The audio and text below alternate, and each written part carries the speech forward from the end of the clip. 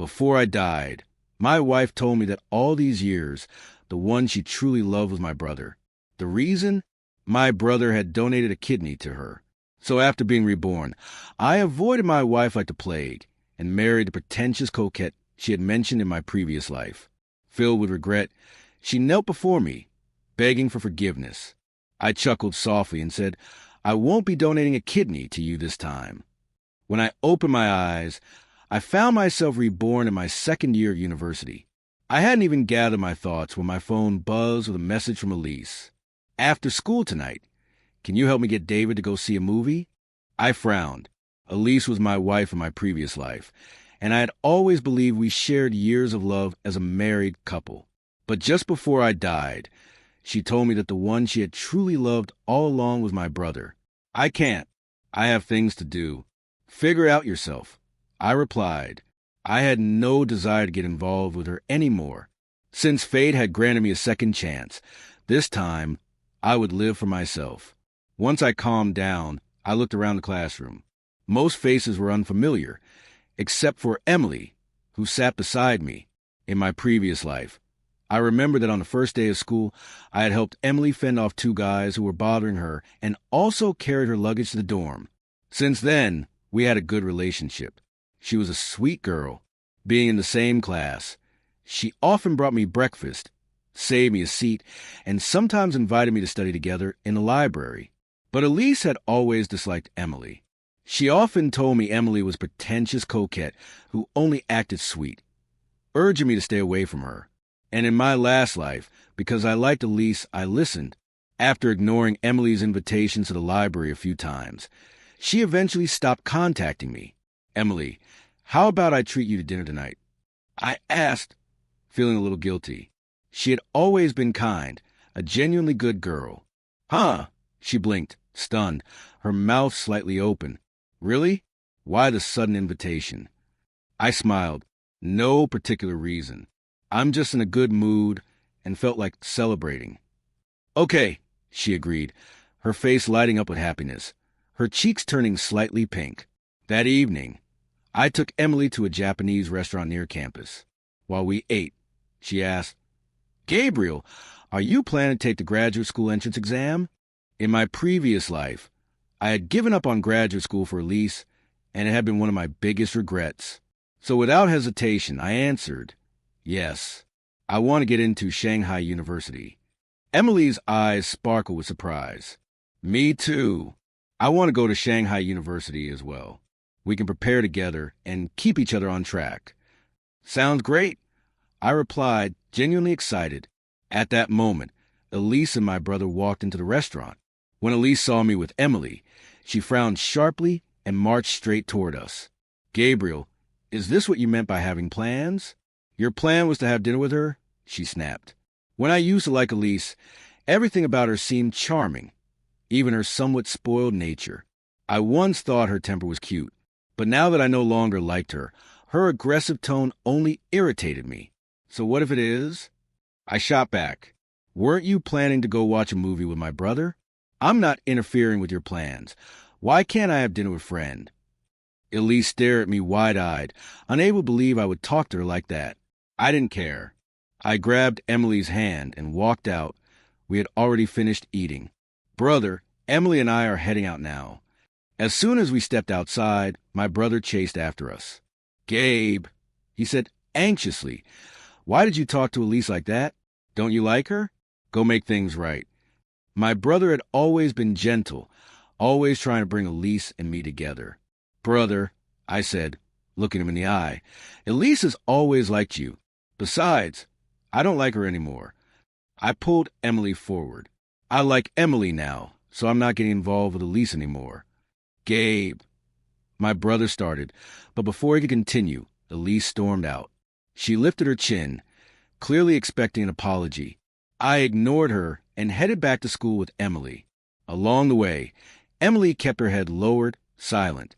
Feeling guilty, I tried to explain. "Emily, I'm sorry for using you as a shield earlier." She spoke slowly. "Gabriel, you said you don't like Elise anymore. Is that true?" "It's true," I nodded firmly. "I will never like her again. The further I stay from her, the better. Then she gathered her courage, lifting her head, her pale face flushing red. Can I like you? I froze. Emily was very pretty in a soft, delicate way. Petite, gentle, someone who naturally stirred protective instincts. Had she always liked me? If I had distanced myself from her in the previous life, had she been heartbroken? Thinking about it, I gently patted her head. Of course you can, Emmy. You're a wonderful girl. It's an honor to be liked by you.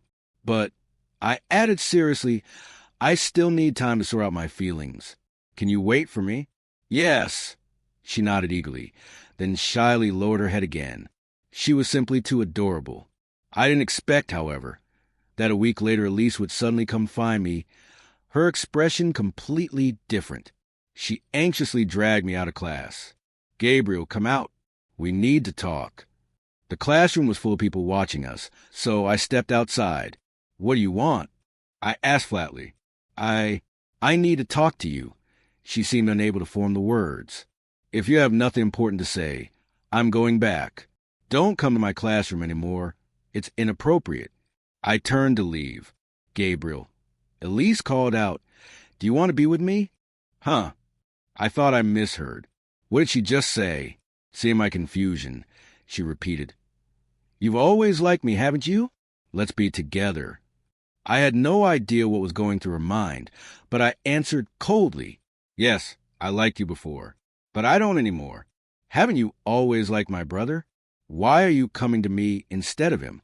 Are you trying to use me to get closer to him again? I'm not getting together with you. Elise, let's just pretend we never knew each other. Don't even greet me when we meet. With that, I went back to class. Elise stayed where she was, head lowered, stunned. But strangely, after that, I kept running into her everywhere, the cafeteria, the supermarket, even outside the boys' dormitory. It drove me insane. Finally, I couldn't take it anymore. I pulled her aside. Enough. I already told you I don't like you. You like my brother. Go after him. Why are you bothering me?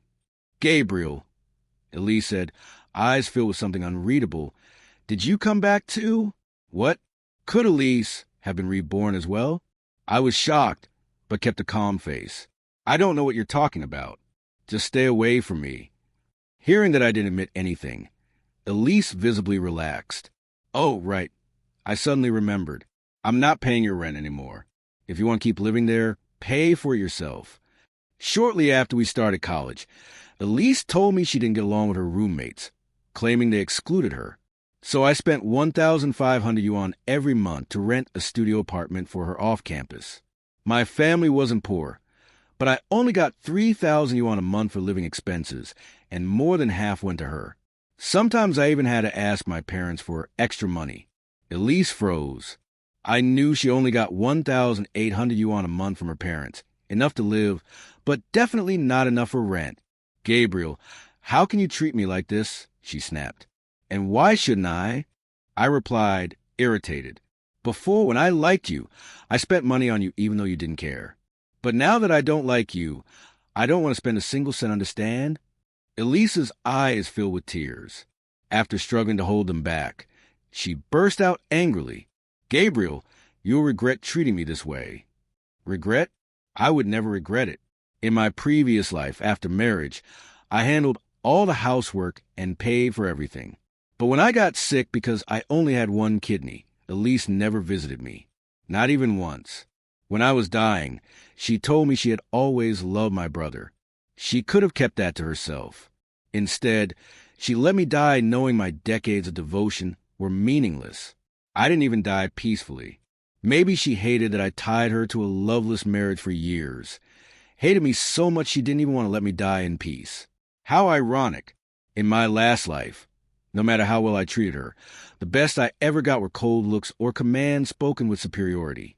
But in this life, after just a few harsh words, she suddenly showed so many emotions. Too bad I didn't care anymore. Just then, my brother called. Gabe, Mom and Dad called me. They said Elise's father had a stroke and is in the hospital. He needs someone to take care of him. I remembered this happened in my past life too. Back then, both my brother and I were worried about Elise, so we didn't tell her. I even took a 2-week leave from school to care for her father. Thinking about her parents filled me with anger. They always treated me like I was her simp. No matter how well I treated them, they never respected me. In my previous life, every holiday I bought them expensive gifts, yet they always complained the gifts weren't valuable enough. But all my money went to Elise. I wasn't rich. By middle age, I had no savings, and when I got sick, my parents paid my hospital bills. With that memory burning in my chest, I said clearly to my brother, "Brother, if Elise's father is sick, let her mother call her. We don't need to worry." But no buts, brother. I've told you, I don't like her anymore. My brother had always treated Elise like a little sister. Since I liked her, he took care of her too. When Elise heard her name, she looked over quickly. "Your father had a stroke," I told her bluntly. She seemed to remember something and immediately turned to leave without a word. In my past life, by the time she found out, her father had already been discharged from the hospital. She suddenly stopped, turned back, and bit her lip before saying, "Gabriel, come home with me." "No," I refused firmly. Her eyes flashed with disappointment and confusion, but she turned and left. For the next half-month, Elise didn't appear in my life again. She only called once to borrow money, but I refused. I also called my brother, telling him not to lend her money either. My brother didn't understand why I suddenly became so heartless towards Elise, but he reluctantly agreed since I was still his biological brother. During that half-month, I was quite happy. I readjusted to university life and resumed my studies. I went out with Emily again. We played a role-playing mystery game and watched a movie together. I was completely drawn in by Emily's gentleness and her inner strength. Finally, when Emily gathered the courage to confess to me for the second time, I smiled and playfully tapped her nose. "Silly girl, confessions are supposed to be made by the guy." She stubbornly looked up at me. I cleared my throat. "Miss Emily, I like you. Would you be willing to be with me?" "I'm willing," she said, beaming with joy. I was just as happy. It turns out my affection wasn't worthless after all, and such a lovely girl cherished it like a treasure. "Emmy, thank you." Emily tilted her head slightly, seemingly unsure what I was thanking her for. "Thank you for liking me." I smiled gently at her. "I'll definitely treat you well." More than half a month later, Elise reappeared, looking much more worn out. I ran into her in front of the girls' dormitory, and she rushed over to apologize. "Gabriel, I'm sorry. I now realize how much you've done for me." She looked exhausted, probably from taking care of her father. In my previous life, after I took care of her father until he was discharged, she had come to me casually saying, "Thanks." Even that had made me happy for half a day. Thinking back, I couldn't help but feel embarrassed for my former self. "I don't know what you're talking about," I replied coldly. At that moment, Emily came down from the dormitory, all packed up and ready to go. Seeing Elise and me together, she seemed a little nervous. I smiled, took Emily's hand, handed her a cup of milk tea, and walked past Elise without looking back. "Gabriel," Elise suddenly yelled, "are you refusing to be with me just because of her?" "I've told you before that girl is just a pretentious coquette," Elise shouted loudly. Everyone around us began to stare, pointing at us. Emily, flustered and red with anger, said, Why are you slandering me?" Elise sneered at her. "Isn't seducing someone else's husband the definition of a pretentious coquette?" Her words left everyone around us stunned. "Elise!" I yelled, standing in front of Emily to shield her. "Since when was I your husband? I don't like you. Can't you understand plain words? How dare you say that about my girlfriend? Gabriel, you're scolding me over that pretentious coquette?" Elise cried as she ran off. Emily's eyes were red, but she held back her tears. Any girl would feel hurt if she were insulted like that. If rumors spread, people would point fingers at her wherever she went. "Everyone!" I raised my voice, addressing the crowd still lingering. "That girl you just saw is only a neighbor. We grew up together, but there's nothing more between us. She likes my brother, I don't know what's gotten into her today, but I won't accept her slandering my girlfriend. I cupped my hands and gave a slight bow to the onlookers. I hope you won't spread rumors. Being with my girlfriend is my good fortune, and I don't want her hurt by any gossip. All right, bro. With those words, I believe you're not the kind of guy who would abandon someone, said another guy waiting for his girlfriend outside the dorm. Emily tugged on my hand, lowering her head shyly under the gaze of the others. I thought this matter was over, but that very night Elise posted on a university forum. She named Emily from the class of 19, accusing her of stealing someone else's boyfriend. She even uploaded a bunch of photos of us from when we were younger. In the photos, my brother was cropped out, leaving just the two of us. There were pictures of U.S. shopping, watching movies, eating out, and going to amusement parks. Anyone looking at them would assume we were a couple. Students, always eager for gossip, quickly blew up the post. In less than 2 hours, it became the top thread, filled with comments insulting Emily and me. She's a pretentious coquette, right? Seducing someone else's boyfriend. Scumbag guy, shameless girl. Trash couples deserve each other. Emily called me nearly in tears. What do we do, Gabriel? Did you ever date her? Emmy, don't worry. I comforted her gently. I've never dated Elise. Not before, and I won't in the future either. Do you trust me? If you do, leave this to me. I trust you, Emily sniffled. I hung up the phone, my expression colder than ice.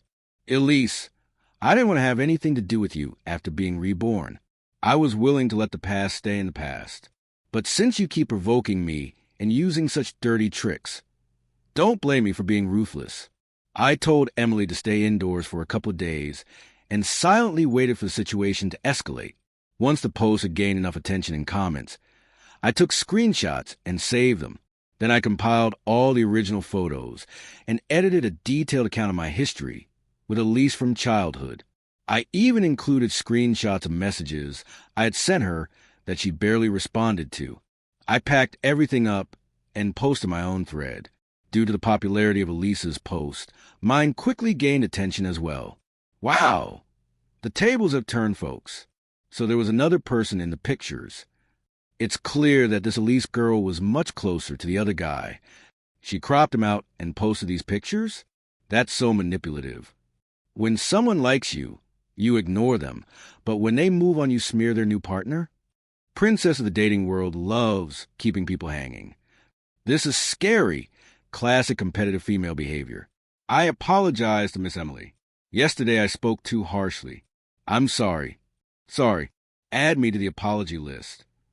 Gabriel, thank you. Emily called to thank me again. Don't thank me yet, Emmy. I sent her the screenshots. Call the police and report her for defamation. Huh, isn't that a bit extreme? After all, she's your childhood friend. Emily was surprised.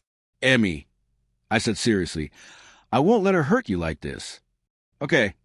Not long after, Elise was escorted out of class by a few police officers for a conversation. When the three of us met at the police station, Elise finally realized what had happened. You called the police? She glared at Emily. I was the one who reported you. Elise, you did something wrong.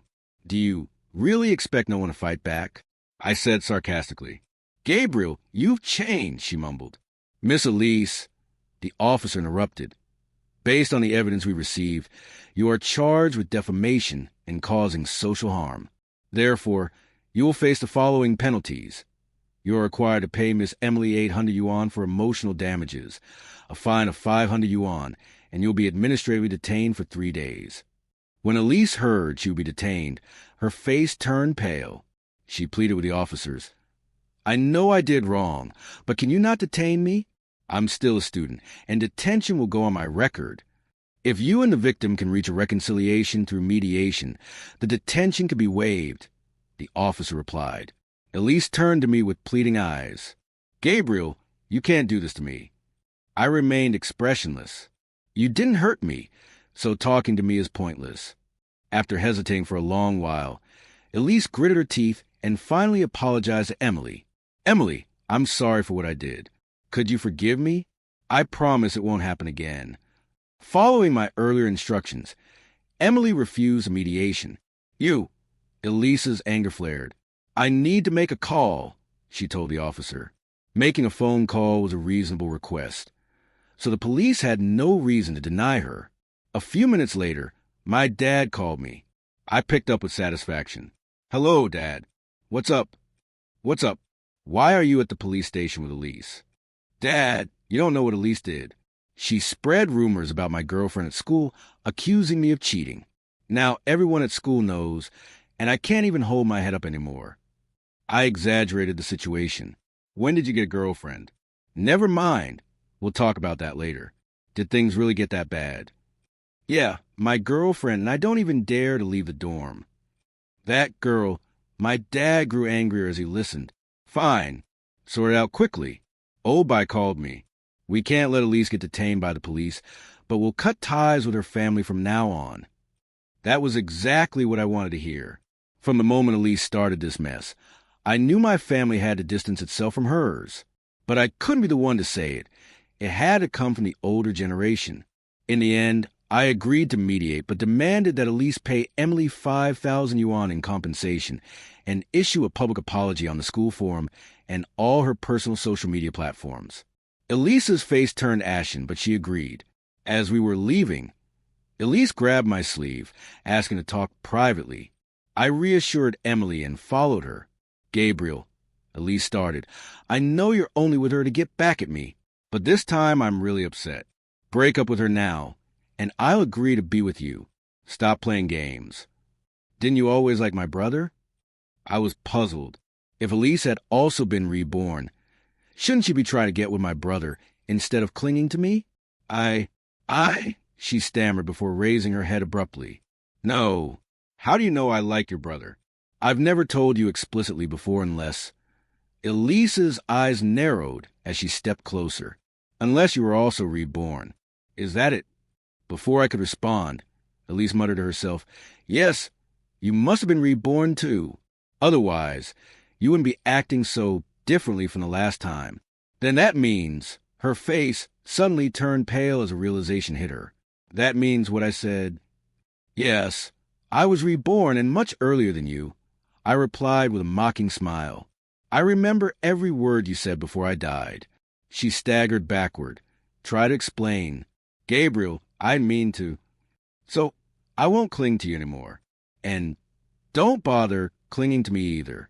Heaven gave me another chance, and this time I'm going to find someone who truly loves me."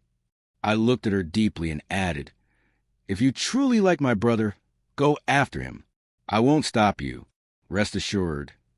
With that, I walked away, not looking back to see Elise standing there dazed and on the verge of collapse. For a while after that, I didn't see Elise. I even started to wonder if she had vanished altogether until June 27th, just before summer break. I was pacing nervously in classroom.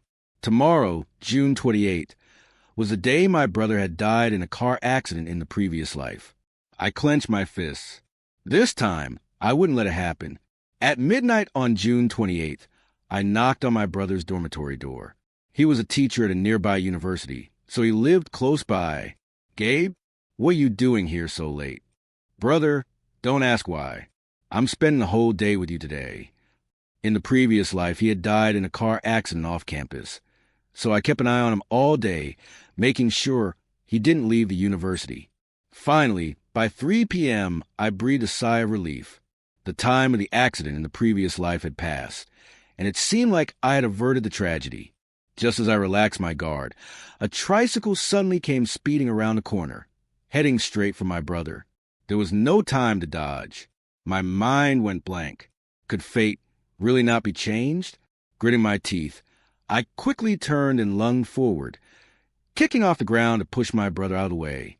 At the same time, another figure moved in sync with me, and the three of us tumbled to the ground. My brother hit a rock hard as he fell. "Ah!" My brother groaned in pain, clutching his leg. "Brother," I cried, feeling a wave of frustration. "David." I turned and saw that the person who had fallen with us was Elise. It had only been a month since I last saw her, yet she looked as if she had aged 10 years. She lost a lot of weight, too, but I had no time to pay attention to her. Grabbing my phone, I immediately called for an ambulance. My brother was sweating from the pain, and regret washed over me. He had insisted on going out to teach, and I had thought it would be safe as long as he stayed within the campus. If I had known this would happen, I wouldn't have let him leave his dorm room at all. The ambulance arrived quickly, and Elise followed us to the hospital. She clung to my brother's shirt the entire time, muttering under her breath, "It can't be. It can't be. In this life, I didn't take your kidney. You won't die. Kidney." I suddenly remembered everything. In the previous life, about half a month after my brother's car accident, my dad had called to tell me that Elise had been diagnosed with kidney failure and needed a transplant. I hadn't discussed it with anyone back then. I secretly went to get tested and found out I was a match. I had believed it was fate's way of telling me to save her. But in this life, I hadn't donated my kidney. Was Elise now like this because she had been undergoing dialysis all along? We soon arrived at the hospital. Luckily, my brother remained conscious. After a thorough examination, I finally breathed a sigh of relief. He had a fractured shin and several bruises, but no life-threatening injuries. Once he was hooked up to a pain relief drip, he opened his eyes and said weakly, "Thank you, Gabe. I owe you my life." "It's nothing, brother. I had a dream a couple of nights ago about you getting into a car accident, and I couldn't shake the unease. That's why I've been sticking close to you. Looks like it was a prophetic dream." I joked, using it as an excuse. Elise sat on a bench nearby, staring blankly at my brother's medical report. David. She reached out with trembling hands. "David, why? Why do you only have one kidney? I didn't take your kidney. How can you still only have one?" Hearing this, I grabbed my brother's medical report too. Did he really only have one kidney? "I was born with one kidney smaller than the other," my brother explained weakly. "As I grew, the smaller one atrophied, but the remaining kidney is healthy. It doesn't affect me much." Elise stared at us, stunned. Slowly, she crouched down, hugged herself, and began sobbing quietly. Her sobbing grew louder until she was wailing uncontrollably. I watched coldly while my brother, confused and unable to understand, tried to comfort her. "Elise, what's wrong?" "I'm fine, really. It's just a fracture. I'll heal." My brother assumed she was crying out of concern for him, not knowing that I had once told him Elise liked him. But in reality, I suspected Elise had just realized that it was me who had donated the kidney in the previous life. After all, once I died in that life, the doctors must have explained everything to her. The illness I had back then wouldn't have been fatal, but because I had donated a kidney to Elise, I was left with only one. Because of that, I couldn't take normal medication, and in the end, I died. Elise had probably always suspected that the kidney transplant came from me. The reason she hadn't confirmed it earlier was likely because, in the last life, she'd seen my brother's medical report after he died and assumed the kidney came from him. As Elise cried harder and harder, she suddenly rushed over and hugged me tightly. "Gabriel, I'm sorry. I didn't know. I really didn't know. I'm so sorry." She held on to me so tightly I couldn't push her away. I could only say, "If you really feel sorry, then don't bother me anymore." My brother, watching from the side, looked completely confused. But since the pain relief medication included an anesthetic, he soon closed his eyes and fell asleep. "Gabriel, I'll make it up to you. I'll treat you well in this life. Please don't leave me," Elise sobbed, begging desperately. "Please, Gabriel, I can't live without you. After you left in the last life, I realized you had become such an essential part of my life. You were part of everything. I stopped waking up to breakfast on the table. There were no more freshly washed fruits in the fridge. My clothes didn't magically appear clean in my wardrobe anymore. Even the trash by the door didn't disappear no matter how many times I opened it. I never knew the mortgage and car payments were so much every month. I didn't know the car needed maintenance. I didn't know how to pay water, electricity, and gas bills. "I can't live without you, Gabriel." She buried her head into my chest, clutching my shirt tightly. I finally managed to pry her off me, brushing my shirt with disdain. "You didn't know?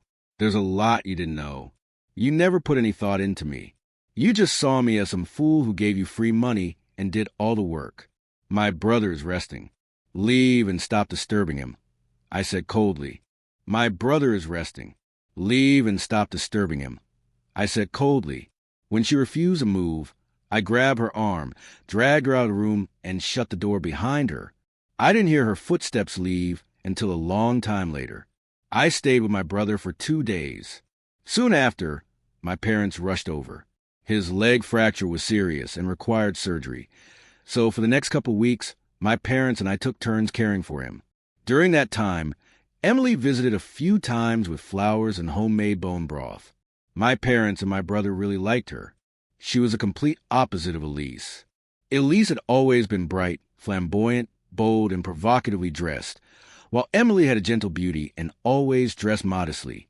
On the last day of my brother's hospital stay, Elise's parents suddenly showed up.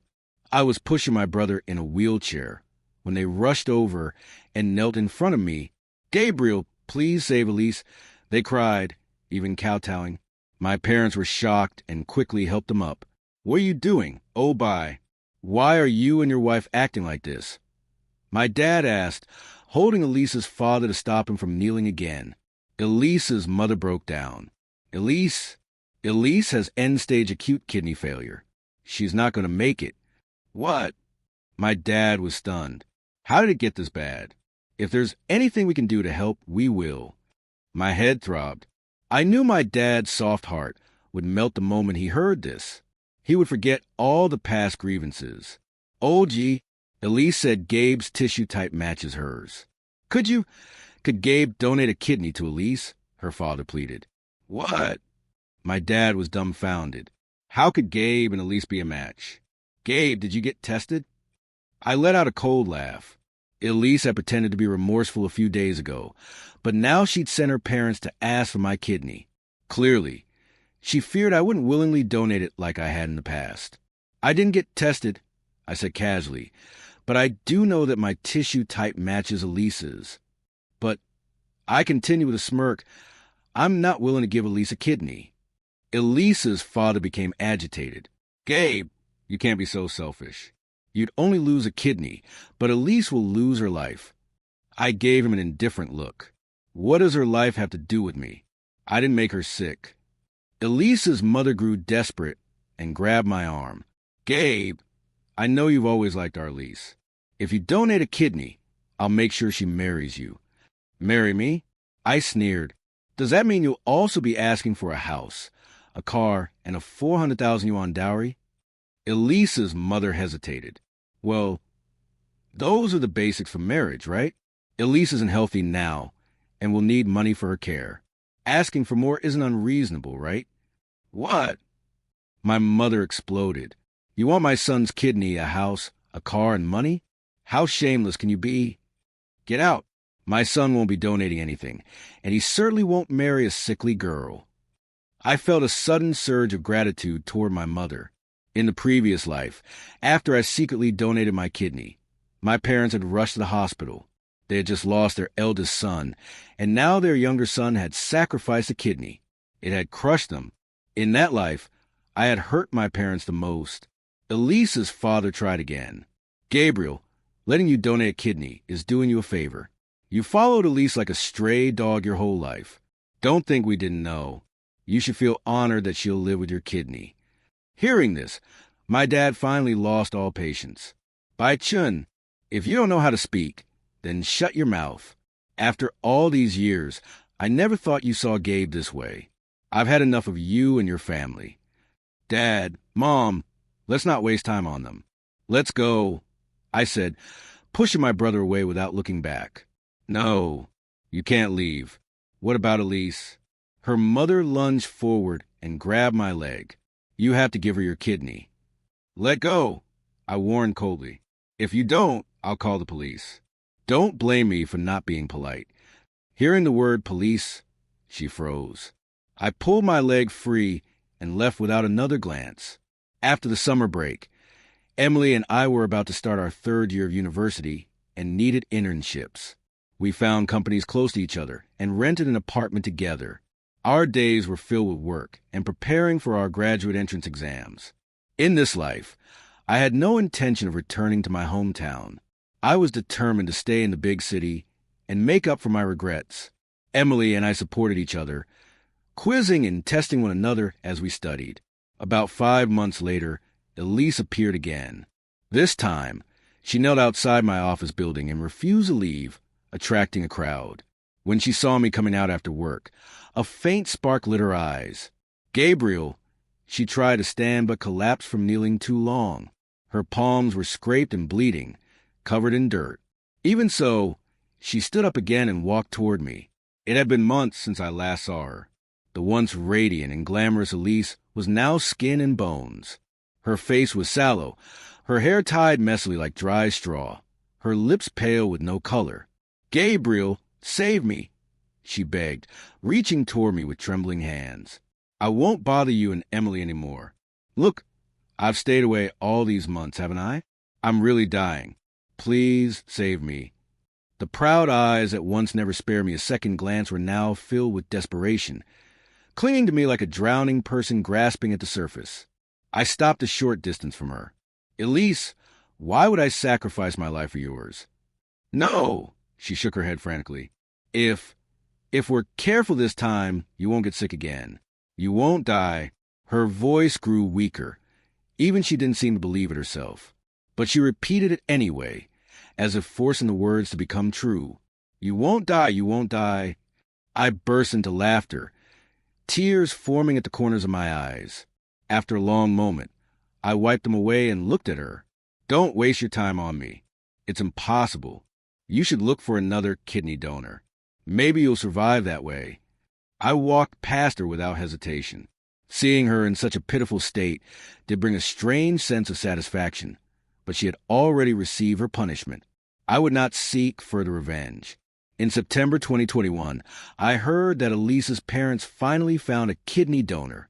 They had mortgaged their home and spent 300,000 to 400,000 yuan on her treatment. But the kidney came too late.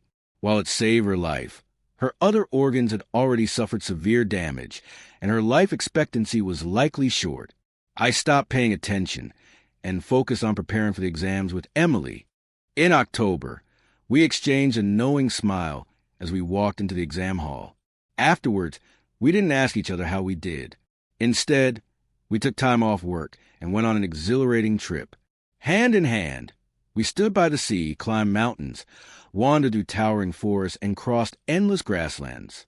It was the first time I truly experienced the joy of companionship, the happiness of having someone by my side.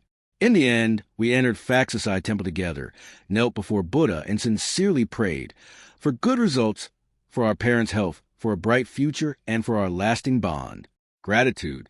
In February 2022, a few days after the new year, I nervously logged into the exam results site. I took a deep breath and clicked check results. 389 points. My heart finally settled. I turned to my parents, who were leaning eagerly behind me even though they couldn't quite understand the score. "It's good," I said, smiling. My parents clapped with excitement. My dad asked, "What about Xiaoya? How did she do?" Right then, Emily called, "Gabriel, I got 383 points." "I got 389, I replied. "Oh." Usually gentle and quiet, she screamed with excitement, making all of us laugh. When she realized my parents heard her, she shyly stopped. In May, after finishing our internships and returning to campus, our counselor invited us to speak at the graduation ceremony as outstanding student representatives. Around the same time, we heard that Elise had taken a leave of absence. At the master's graduation ceremony, I knelt down and proposed to Emily. Our classmates and teachers offered heartfelt congratulations, and the moment became a highlight of the event. At the end of 2025, Emily and I got married. As we were greeting guests, Elise suddenly appeared. "Congratulations," she said with a faint smile, handing me a red envelope. Her hair was now cut short, and she wore a loose t-shirt and jeans, clothes she would never have worn before. I looked at her for a few seconds and realized that I had truly let go of the past. "Thank you. I hope you find your other half soon," I told her sincerely. "Thank you," she replied softly. As I turned away to greet other guests, I heard her whisper, "I'll never find someone who treats me as well as you did."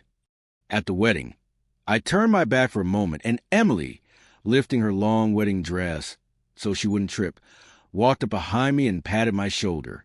The moment I saw her, tears streamed down my face uncontrollably. "What are you crying for?" she asked, wiping my tears with the back of her hand, even though her own eyes were filled with tears. "Emmy," I said as I held her tightly, "you are the best gift heaven has given me. And you are mine," she whispered in my ear, hugging me back.